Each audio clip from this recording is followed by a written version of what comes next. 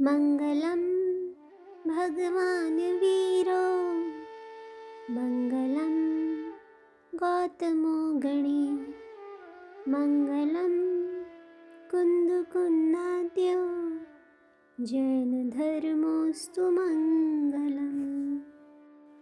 चामुंडैया यात्रा की थकान से दुर्बल हो गए थे। इस सामान्य वेश में उन्हें देखकर किसी को भी विश्वास नहीं हो सकता था कि वे चामुंडैया हैं। अतः इस शिल्पी के पास जाकर बहुत समय तक देखते रहे। शिल्पी अपने कार्य में मग्न था, मुड़कर देखा तक नहीं। चामुंडैया ने हाथ जोड़कर नमस्कार किया। प्रणाम महाशिल्पी। शिल्पी ने एक बार मस्तक उठाकर देखा, पुनः अपने कार्य में व्यस्त हो गया। चामुंडैया ने पुनः नमस्कार किया तो शिल्पी ने क्रोध से पूछा, कौन हो तुम? देव, मैं चामुंडैया जी का सेवक हूँ। कौन चामुंडैया? कोई भी हो, मुझे क्या, चले जाओ यहाँ से, शिल्पी ने गुर्राते हुए कहा। चामुंडैया निराश नहीं हुए, वहीं खड़े पुनः नमस्कार किया तो शिल्पी ने क्रोध से पूछा, क्या है? महाशिल्पी, मेरे प्रभु कटवप्रगिरि की अखंड शिला में बाहुबली का विग्रह बनवाना चाहते हैं, तो मैं क्या करूं? उन्होंने मुझे एक महाशिल्पी की शोध करने के लिए भेजा है। तुम्हारे प्रभु का नाम क्या कहा तुमने? चामुंडैया। मेरे कार्य के प्रति वे मुझे क्या पारिश्रमिक दे सकते हैं? जो आप मांगेंगे। जितना स्वर्ण मैं मांगूं दे सकते हैं? स्वर्ण? महाशिल्पी, आप जितना मांगे, चामुंडैया ने हकलाते हुए कहा। आप अवश्य मेरे साथ चलिए, आपकी इच्छा पूर्ण होगी।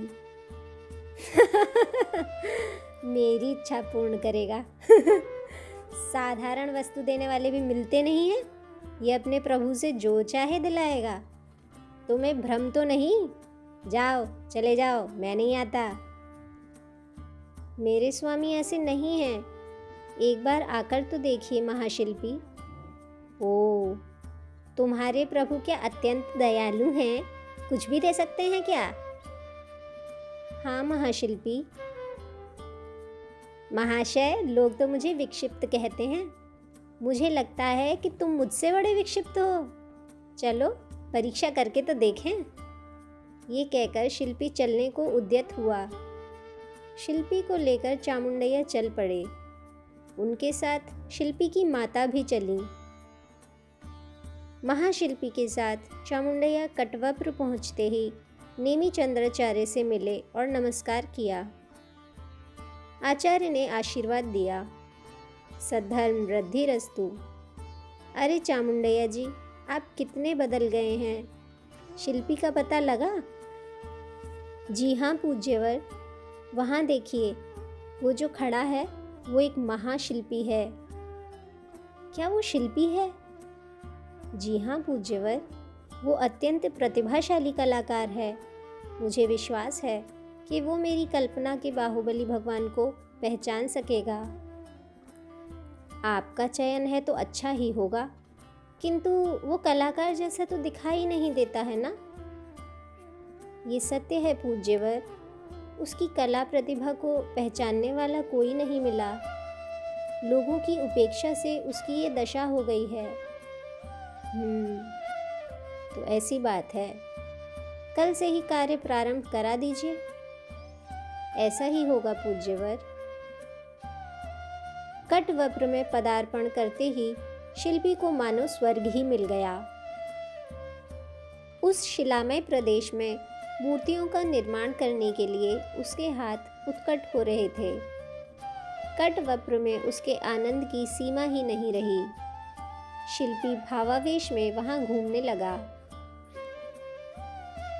चामुंडैया को दूर से आते देखकर उच्च स्वर में उसने पूछा, कहाँ है बंधु वो तुम्हारा प्रभु, जो चाहे देने वाला? क्या वो मेरे यहाँ आते ही भाग गया? चामुंडैया ने नहीं कहा कि वो चामुंडैया मैं ही हूँ, उन्होंने बात टालते हुए कहा, नहीं शिल्पी, राज्य के कार्य के लिए राजधानी से बाहर गए हैं। आप अपना कार्य प्रारंभ कर दें। आप जो चाहते हैं वो दिलाने का दायित्व तो मेरा है। क्यों बंधु, यहाँ तक ले आकर धोखा तो नहीं दे रहे हो? नहीं शिल्पीवर, मांगिए, आपको क्या चाहिए? पहले बताओ कि किस मूर्ति का निर्माण करना है। कार्य का विवरण समझे बिना मैं पारिश्रमिक कैसे मांग सकता हूँ?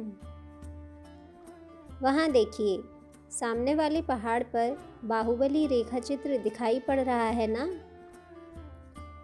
हाँ, एक विशाल आकार है तो वहाँ। उस अखंड शिला में एक बाहुबली की मूर्ति का निर्माण करना है। हाँ ठीक है।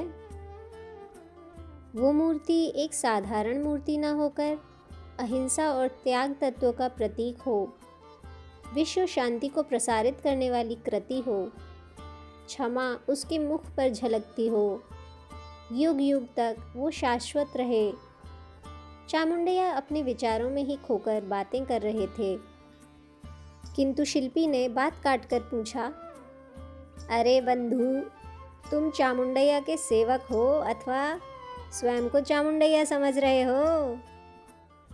नहीं शिल्पीवर, उनके विचार मैंने सुने थे, उसी का वर्णन कर रहा था मैं। तो ठीक है, मूर्ति खोदते समय पत्थर का जितना चूर्ण बनता है उतना ही स्वर्ण दिला सकोगे? ये बात सुनकर चामुंडया कुछ क्षण मौन खड़े रहे। इनकी वार्तालाप सुनते दूर खड़े नेमी चंद्राचार्य ने समीप आकर हाँ कहने के लिए आंखों से संकेत किया।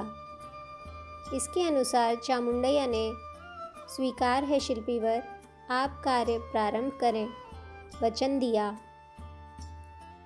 हाँ तो ठीक है, मैं कार्य प्रारंभ कर दूंगा, किंतु इस बात के लिए साक्षी कौन है?